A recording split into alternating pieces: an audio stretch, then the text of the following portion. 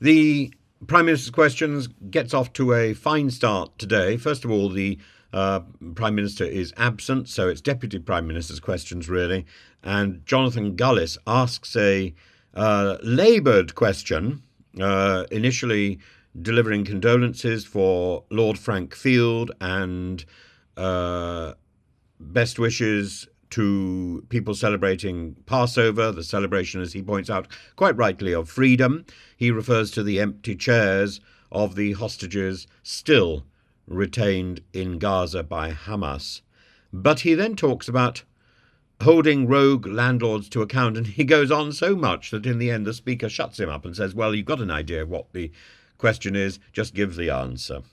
Let's join Prime Minister's Questions with Oliver Dowden and Angela Rayner. She got a rousing a roar of applause as she entered the chamber. Across the House will wish to join me in offering condolences to the family and friends of Lord Frank Field. Yeah. He was an outstanding parliamentarian who worked tirelessly to make society a better place. Yeah. My right honourable friend, the Prime Minister, is in Berlin. He has announced the biggest strengthening of our defence in a generation. Yeah. And Mr. Speaker, I'm sure that members will also want to join me in wishing the Jewish community a happy Passover, a celebration of freedom. But of course, we remember the empty chairs of those hostages still being held captive in Gaza and call for their immediate release. Mr. Speaker, this morning I had meetings with ministerial colleagues and others. In addition to my duties in this House, I shall have further such meetings later today. Jonathan Gullis. Mr. Speaker, I too would like to pass on my thoughts and prayers to Lord Field's family, friends and colleagues, and particularly the students and teachers at the Birches Head Academy in Stoke-on-Trent who are part of the Frank Field Education Trust. Yeah. Mr. Speaker, since being elected in 2019, I've helped reopen Tunstall Town Hall with a new library and family hub, secured funding for additional CCTV, a new alley gates and better lighting in Tunstall to make sure our streets are safe, breathing new life as well into Tunstall's old library and Bath thanks to this government's levelling up fund of 56 million to Stoke-on-Trent. Yeah. But sadly, Labour-led Stoke-on-Trent City Council seeks to undermine this progress by introducing a brand new garden tax on residents to have their garden waste collected, refuse to take cunning enforcement against rogue and absent landlords who plague Tunstall High Street, and are increasing crime and antisocial behaviour by dumping undesirable people in the centre of Tunstall at the Sneed Arms Hotel. Does the Deputy Prime Minister agree with me that Stoke-on-Trent Labour... Order. It's normally Mr. Gullis who's loud, so please, let me hear it. It just goes to show the disdain the Labour Party have for Stoke-on-Trent. So does the Deputy Prime Minister agree with me? It's time for Stoke-on-Trent Labour to axe the garden tax, to take the fight to lousy landlords and...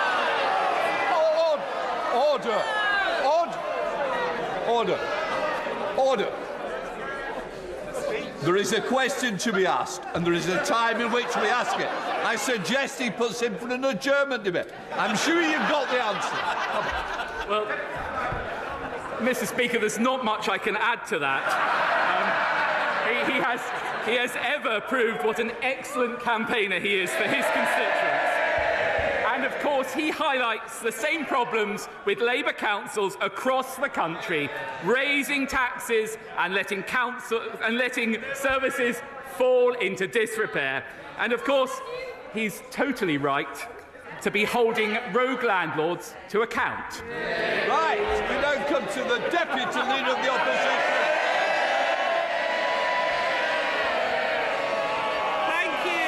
Thank you, Mr. Speaker. And can I first of all share with the Deputy Prime Minister's comments regarding our Jewish community and a happy Passover, and also start by acknowledging the loss of David Markand and Baroness Massey, both of whom made historic contributions in this Parliament, politics and wider life.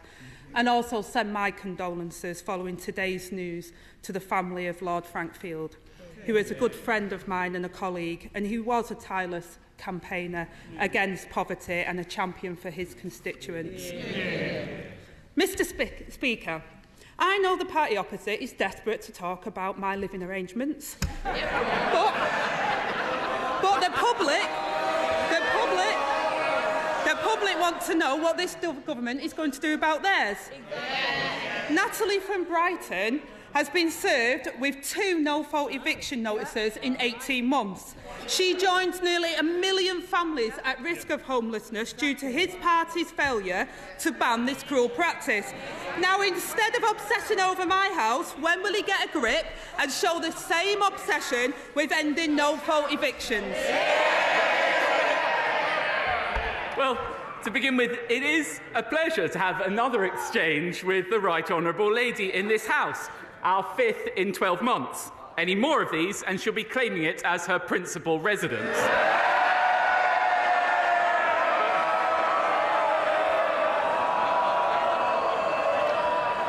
So, Rayner, of course, is being evictions. Well, pilloried. There's a lot of jokes at her expense about the sale of her house and capital gains tax. A really good joke about this being the 5th time that she and Oliver Dowden have been together answering Prime Minister's questions, and so much so will she now claim the House of Commons as her primary dwelling. Anyway, she talks about Natalie, and she talks specifically about the government's banning of no-fault evictions, or is the government going to do that?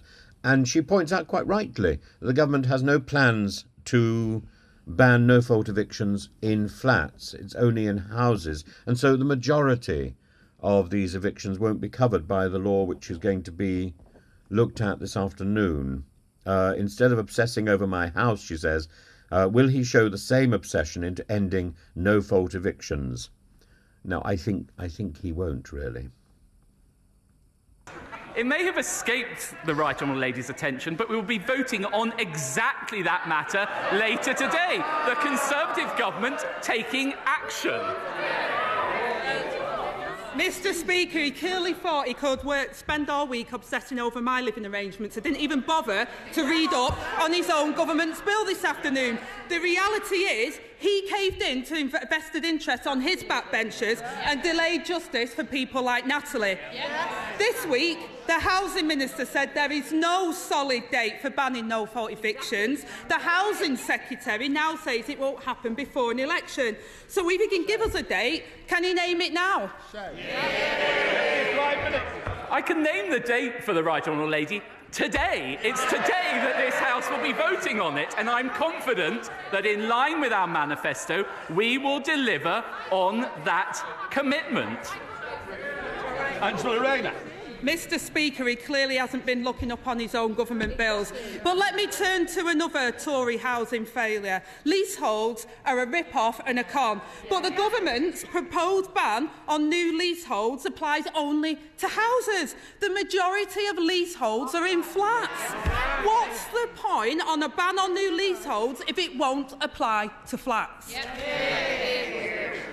Again, the Right Honourable Lady is talking about legislation introduced by this government, which the party opposite totally failed to introduce in their entire time in office. And it's no surprise, because it's this government which has brought social housing waiting lists down by nearly 500,000 and delivered more affordable homes in the last year and the last 12 years than Labour delivered when they were in office. But of course, all of this can only be paid for by making sure that we have a strong economy. And I'll tell you, her policy to repeal every single Conservative trade union law in the first 100 days would open the door to French-style wildcat strikes, sweeping away the reforms that made this country great. And we all know, though, Mr. Speaker, the one reform that the Right Honourable Lady would not abolish from Margaret Thatcher, the right to buy your council house. Angela Rayner.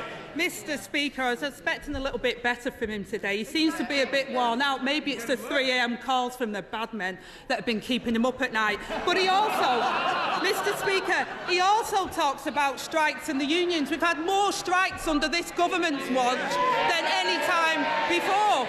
And once again, he hasn't read his own bill. Their ban on leasehold won't apply to the majority of people. It's like banning non-doms but exempting Tory prime ministers. And he speaks about affordable homes.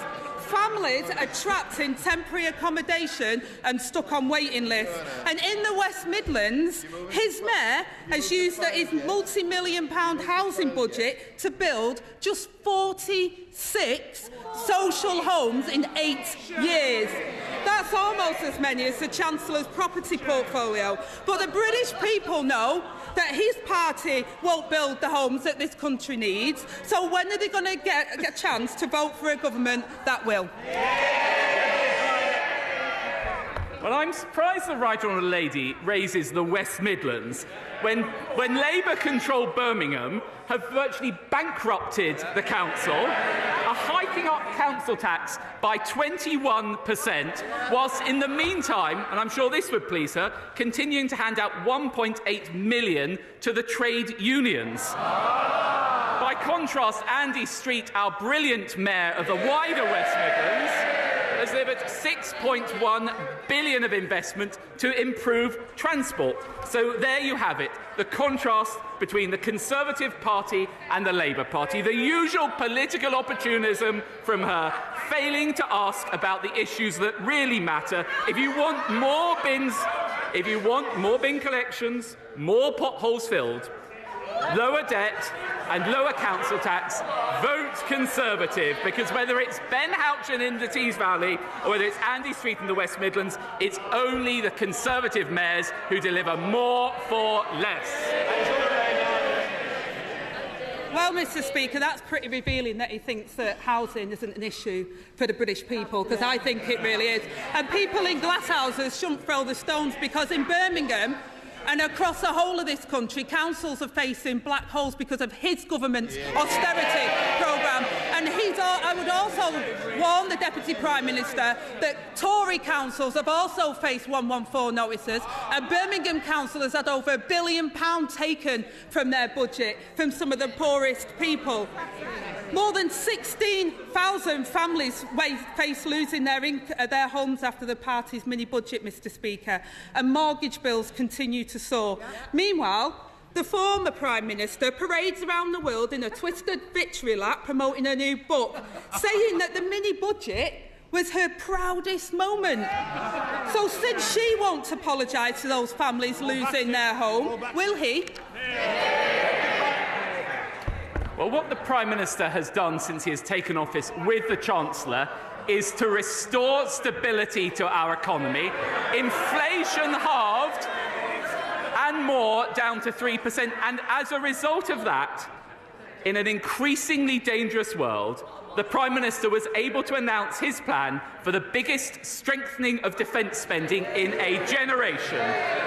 But it should come as no surprise that the party opposite refused to say whether they back it or not, because this comes from the Right Honourable Lady who voted to scrap Trident and install in Downing Street someone who wanted to change the army into a Peace Corps. There you have it.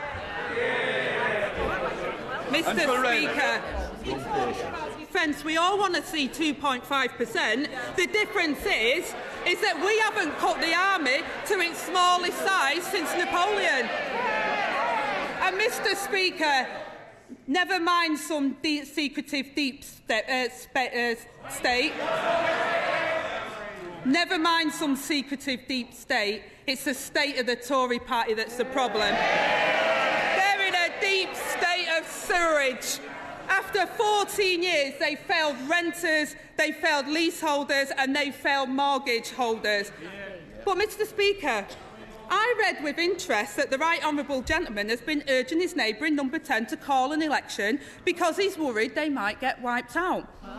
How Has he finally realised that when he stabbed Boris Johnson in the back to get his mate into number 10, he was ditching their biggest election winner for a pint-sized loser? Deputy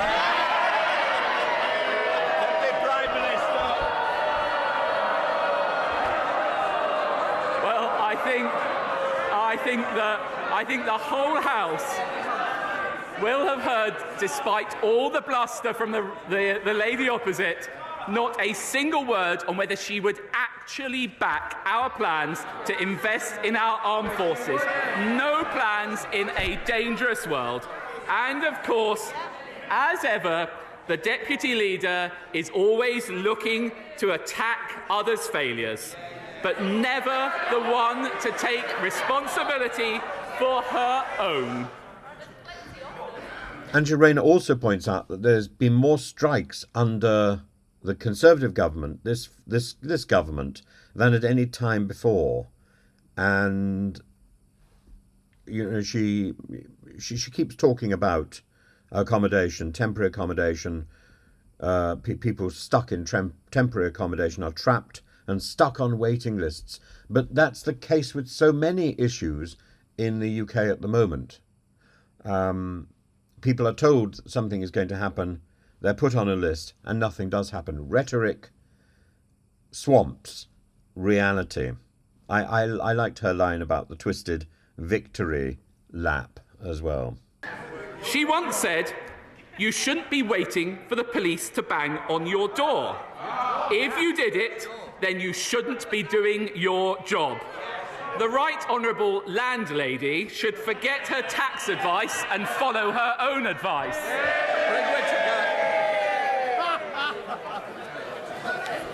Thank you, Mr. Speaker. And levelling up, like my friend earlier, in the Calder Valley is absolutely on fire. 196.5 million for hospital reconfiguration, 150 million for flood defences, no fewer than 11 schools being remodelled or rebuilt as we speak.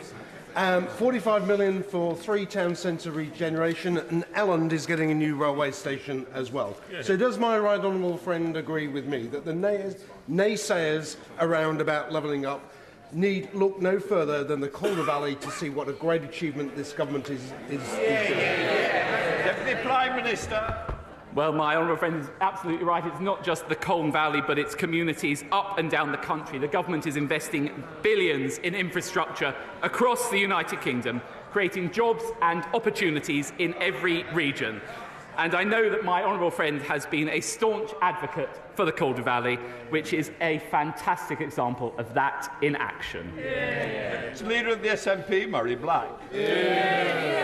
May I join in wishing the Jewish community a happy Passover and also in sending my condolences to the families of family and loved ones of Frank Field. 2 years ago, when mass graves were discovered in Ukraine, this House united in condemnation and rightly treated these graves as evidence of war crimes which Russia must be made to answer for. Yesterday, Palestinian officials uncovered 2 mass graves outside the bombed hospitals in Gaza. These graves also constitute as a war crime, don't they? Deputy Prime Minister. Well, of course, we would expect the democratic government of Israel to investigate any allegations of misconduct, and that's exactly what they do, and it's exactly what the Foreign Secretary and the Prime Minister urge them to do. But I find it quite extraordinary that she seeks to draw parallels between the legitimate war of self-defence of Israel and the conduct of Russia. Murray Black. 300 bodies, including the elderly and the injured, some of which had been stripped naked, mutilated, with their hands tied behind their backs. The UK's own arms policy states that if there is even a risk that war crimes may be taking place, then that is reason enough to halt the sale of arms. Given all we know, why then is the Prime Minister yet to do so? Deputy Prime Minister. Well, we continue to urge the Israeli government to investigate any allegations of misconduct The difference, though, is that we can trust the Israeli government, a democratically elected government, to properly investigate those things. And, of course, we keep the advice under review. The Foreign Secretary has recently made it clear that he has conducted a determination and has not changed his advice regarding export licences, and I think that is the correct decision. Murray Black goes on to talk in more detail about Gaza and about the bodies found in Gaza. And if we rightly condemn the bodies found in Ukraine, then as a war crime, then maybe we should be saying the same thing about the bodies found in Gaza. And she points out, why are we giving weapons to, why are we continuing to sell weapons to Israel if the result is a war crime? And I think she raises a valid point, a very valid point. Colin McCartney. Speaker, the good people of Lincoln who all declare their taxes and pay tax on their profit when selling their second homes overwhelmingly want Lincoln Christmas Market to be brought back after the Labour-run City Council cruelly closed it last year. The Labour City Councils refused to do what the people of Lincoln want. What message will the Deputy Prime Minister send to the voters of Lincoln before next week's local elections? Deputy Prime Minister. I'm afraid that what the honourable gentleman has described is the Grinch in action. That Christmas market in the home of the Magna Carta was beloved by local residents. They have totally ignored the wishes of local residents and cancelled it, and they should reverse that decision. Is it Cooper? Thank you, Mr. Speaker. On behalf of the Liberal Democrats, may I also offer our condolences to the friends and family of the late Lord Frankfield, and to wish a happy Passover to all those in the Jewish community. Mr. Speaker, unpaid carers have shared heartbreaking stories of how they have been hounded by the DWP and told to pay huge fines for minor infringements on carers' allowance earning rules, all because the government failed to do anything about a problem they have known about for years. Yesterday, Mr. Speaker, one of the Prime Minister's own dementia advisers resigned, saying that this government's treatment of those unpaid carers was beyond the pale. So will the Deputy Prime Minister apologise to all those unpaid carers who have been failed by his government and commit to a full review of the system? Deputy Prime Minister. Well, first of all, I pay tribute to all those unpaid carers. Indeed, I met some of them over the weekend. I know how hard they work, and they keep our society functioning through their commitment to us. And that's why we've actually uprated the benefits by £81.90 a week and increased the carers allowance by almost £1,500 since 2010. Now, in respect of allegations of overpayment, of course, appropriate discretion should be shown, but if it is the case that there have been erroneous overpayments, it's right on behalf of the taxpayer to be able to recuperate those. But of course, we'll work with anyone who's struggling with those repayments to negotiate sustainable and affordable repayment plans. Virginia Crosby. Mr. Speaker, my Ireland constituency of Unismorn is accessed via two bridges, the Menai Suspension Bridge and the Britannia Bridge. Holyhead is the second busiest port in the UK, but bridge repairs and the weather can result in long traffic queues. To make the most of our Anglesey Freeport and new nuclear at Wilver, a third crossing is vital. And last year, the Welsh Labour government scrapped plans for all new road projects, including our third bridge. On behalf of my Unismorn constituents, will the Deputy Prime Minister use his influence to ensure that North Wales is not ignored by Cardiff and we get that third bridge? Deputy Prime Minister. Well, I know and understand the frustration across Wales, and particularly in the Honourable Lady's constituency, with this state of affairs. The Welsh Government have not prioritised building new roads. They're damaging growth potential in places like Anglesey. They're spending over £100 million on new politicians. And we will work with the Right Honourable Lady to make sure we resolve this. Sarah Jones. Thank you, Mr. Speaker. Mr. Speaker, the Conservative candidate for London Mayor has promoted Islamophobic tropes online, Shame on her. endorsed the beliefs of Enoch Powell, and claimed the black community has a problem with crimes. In the week that we marked the 31st anniversary of the murder of Stephen Lawrence, does the Deputy Prime Minister really endorse these views? Deputy Prime Minister. Well, I think the Honourable Lady knows that she does not correctly represent the views of the candidate, and I find it extraordinary that she raises the issue of crime, because whilst Labour's London Mayor has increased the precept by over 70%, actually recorded crime has increased 20% in London. That is the record of the Labour London Mayor, and no wonder people will be voting against him. Cheryl Murray. Mr. Speaker, and I note that I'm the chair of the Fisheries APPG and thank the Government for the recent polyp catch compensation. On the 12th of May, we will see the first ever National Fishing Remembrance Day. I'll be marking this occasion by laying a wreath at a service being held at Lewes Quayside by the memorial plaque, which has the name of my late husband and unfortunately others on it. Will the Deputy Prime Minister, and will he ask the Prime Minister to mark this occasion by remembering those who have died, bringing this important food source to our table? Deputy Prime Minister. Well, I know how important this is to the Honourable Lady, and I'm sure she will be remembering her late husband, Neil, on this day. It's important that we all recognise the sacrifices made by fishermen and women to bring food to our table, and I know that my colleague Minister Spencer will be visiting Grimsby on that day. At Weston.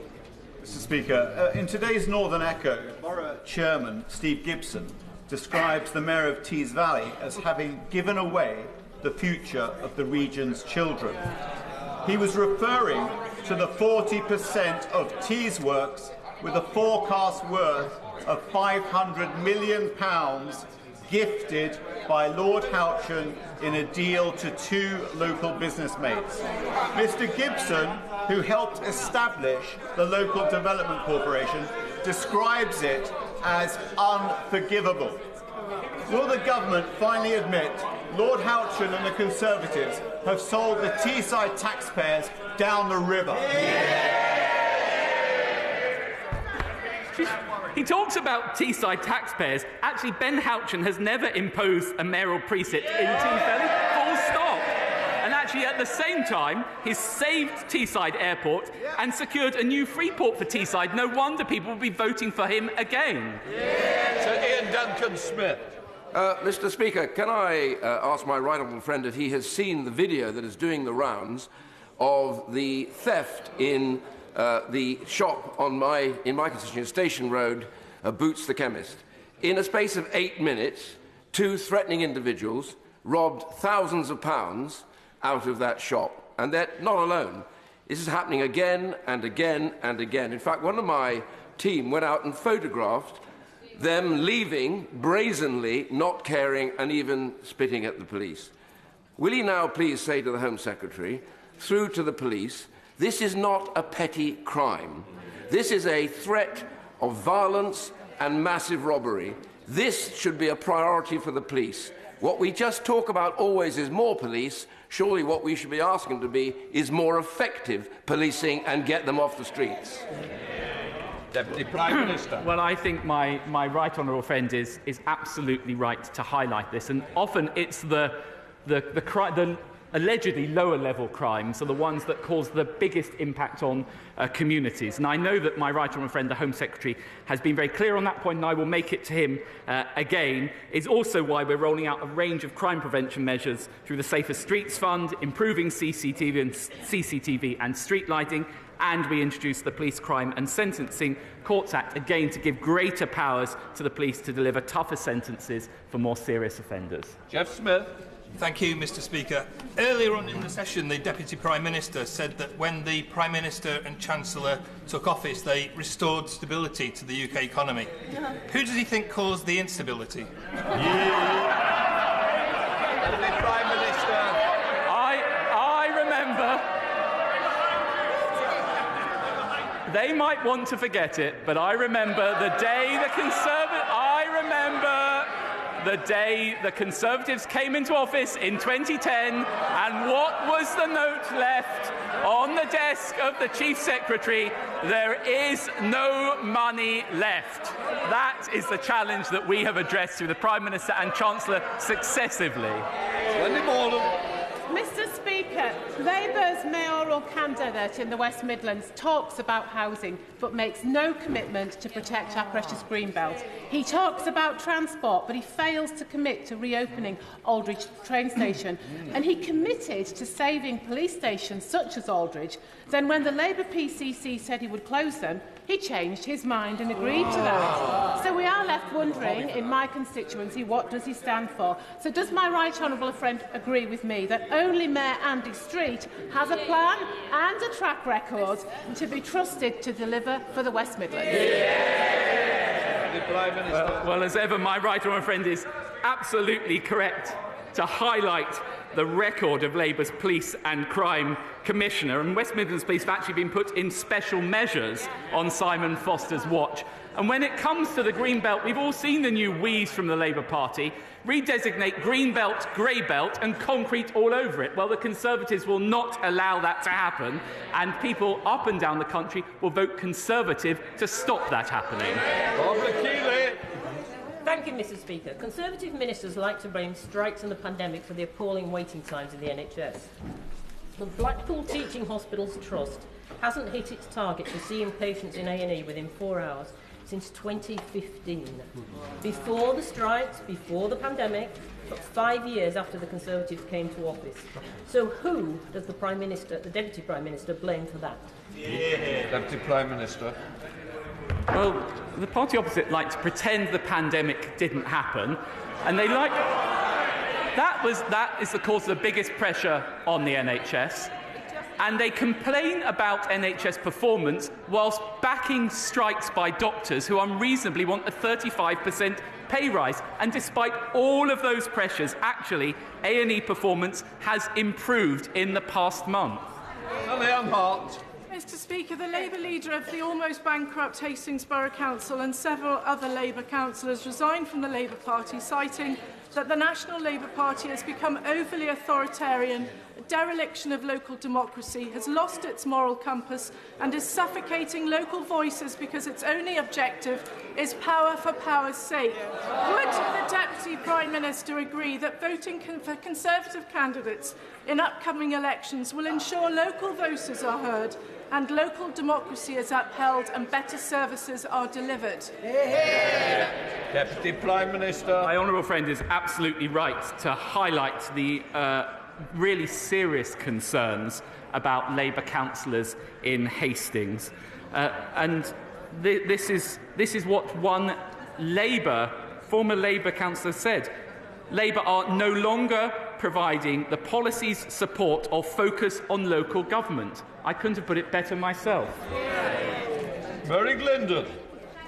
Speaker, with thousands of steelworkers' jobs on the line, the likelihood of industrial action and reports of a deal for India to be exempt from carbon taxes, will this government now back this detailed, serious and robust multi-union proposal as the only way to keep primary steel making in the UK? The government will engage with any proposals that have been brought forward, as we always do, but it is actually the case that we've already provided over £700 million in energy cost relief to the steel sector in the past 10 years, and it's also the case that even the past year, the government spent £97 million more on UK-made steel for major public projects. So we're continuing to work with the steel industry, but we've already provided tremendous support. John Barron. Thank you, Mr. Speaker. And I very much associate myself with the remarks of my right honourable friend regarding Lord Frank Field. He was a good man. I very much welcome the government's firm commitment to increase defence spending to 2.5% by 2030, something that will send the right message to our allies and potential adversaries alike. And it's something that the 1922 Defence Committee has been campaigning for a little while. Would my right honourable friend do what he can to ensure, though, that some of that increased money is spent on additional recruitment including, if necessary, increasing wages sufficiently to ensure that the Navy can manage ships, the Air Force can maintain its aircraft, and the Army can dominate ground? Deputy Prime Minister. Well, I know what a staunch advocate my honourable friend is for the armed forces and for funding the armed forces. And I think it's something that all of us can take great pride in, that we are putting the resources in now to meet the challenges that the nation is likely to face over the next 5 years. We'll be working through the allocation of that, but it is already the case that in January we had the largest ever number of applications in recent years to join the armed forces. So we're making progress on that. John Warren. Thank you, Mr. Speaker. My constituent Lisa cares for her mother. She works part-time at WH Smith's and so was sure to keep the DWP informed so that she wouldn't be overpaid carers allowance. But because of a DWP blunder, she now faces a bill for £4,000. Wow, shame. The Secretary of State for Science cares for her career. She works part-time as a woke detector. But when she blundered, calling a top scientist a Hamas supporter, Can you imagine? the bill, tens of thousands of pounds in costs and damages, was picked up by taxpayers. Wow. Like Lisa. Why? Deputy Prime Minister. Well, it's this government has uprated benefits for carers, almost £1,500 more. Of course, I think it is the case that her constituents and my constituents, people up and down the country, would expect the government to seek to recover overpaid sums. But of course, we need to do that in a compassionate way, and if people are struggling to make repayments, I know that the DWP will engage to make sure that they have a sustainable and affordable way to make those repayments. Robin Walker. Thank you, Mr. Speaker. Can I associate myself with the tributes and condolences paid to the late great Frank Field? One of his lasting achievements in the world of education is the holiday activities and food fund, something that this government can take great pride in having funded. Can I urge my right honourable friend to use his good offices across government to make sure we secure a multi-year settlement for the continuance of that vital work? The Prime Minister. Yes, well, I know what an important piece of work this is, and his commitment to campaigning for it. We've already provided substantial sums for it, and I'm sure we will continue to do so. Stevens. Thank you, Mr. Speaker. As the chair of the Scottish arm of Feeding Britain, can I thank you and the front benches for their tributes to the great Frank Field. He chaired an all-party parliamentary inquiry 10 years ago on food poverty, and food bank use has increased relentlessly since then. So can I ask the Government to consider, in Frank Field's memory, a cross-sector summit with the aim of helping communities to secure the resources to deliver food security programmes at the scale that is necessary? Well, I join him in paying tribute to Lord Frank Field's campaigning. It is actually the case that over the past couple of years we've provided over £108 billion worth of support with the cost of living, including extra cost of living payments of £900 last year. The effect of all of that is actually there are 1.1 million fewer people living in absolute poverty than when the Conservatives came to office. Luke Evans. Thank you, Mr. Speaker. Last week we had the Finance Bill, and in it I noticed a reduction in the capital gains tax from 28% to 24% on residential properties to try and turbo boost the residential market. So will this apply retrospectively? So hypothetically, if you're a Labour frontbencher who could owe capital gains tax, will you benefit from this Conservative tax cut? Well, I've always believed in having lower taxes that everyone pays. Final question, Kate Osborne. Mr. Speaker, this week marks the 5th Lesbian Visibility Week, founded by my good friend, publisher of Diva magazine, Linda Riley. This comes at a time when LGBTQIA women are being let down by this government, and nowhere more so than by their failure to remove the financial burdens that same-sex couples face when accessing IVF. My constituents, Holly and Leanne, like so many others, have been priced out of having a family. So will the Deputy Prime Minister commit to finally ending this gay tax for same-sex couples who want to start a family? Deputy Prime Minister. I would dispute the Honourable Lady's characterisation of this government's record in this area. It was actually this government that introduced marriage for same-sex couples and passed the Turing Law. Now, she raises an important point, which I'm happy to take up with the Health Secretary, but the overall record of this government is an excellent So one. towards the end of the That completes Deputy Prime Minister's questions, Sarah Jones comments on the Conservative candidate for Mayor. And I don't think Oliver Dowden's distancing of himself from this and saying, well, you know, you've got to... I don't think you're accurately portraying her views. Surely that comes very close to saying you're lying. Surely that's non-parliamentary language. But it doesn't answer the questions. The Conservative candidate for the London Mayor seems a very odd choice to me. A very odd choice indeed. And the story, you know, we've had a lot of stories about individuals, Natalie, Lisa, and carers not being treated in a compassionate way. What can we say? It's true. It's true. Carers are being chased by the health by the government for the money that it's paid out, and yet when politicians make, quote, mistakes, they get their fees covered. Yeah. There's one law for them, another law for ordinary people. She's absolutely right. The video of the theft in boots, I think, is an interesting point raised by Ian Duncan Smith. He talks about the raid on shops, the raid on quite a number of shops, and people leaving the shop not caring about the fact they're being watched and spitting on the police. He says it's not a petty crime and should be a priority for the police force. We need more effective policing. And the Deputy Prime Minister says in response that lower level crime has a big impact on communities. We should have more CCTV, blah, blah, blah, blah, blah. Actually, we just need better quality police.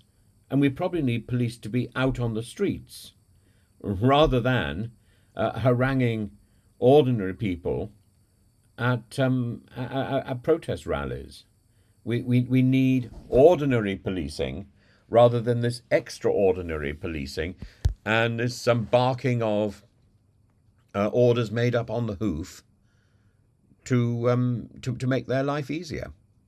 No, we need ordinary, proper policing based on commonly understood principles.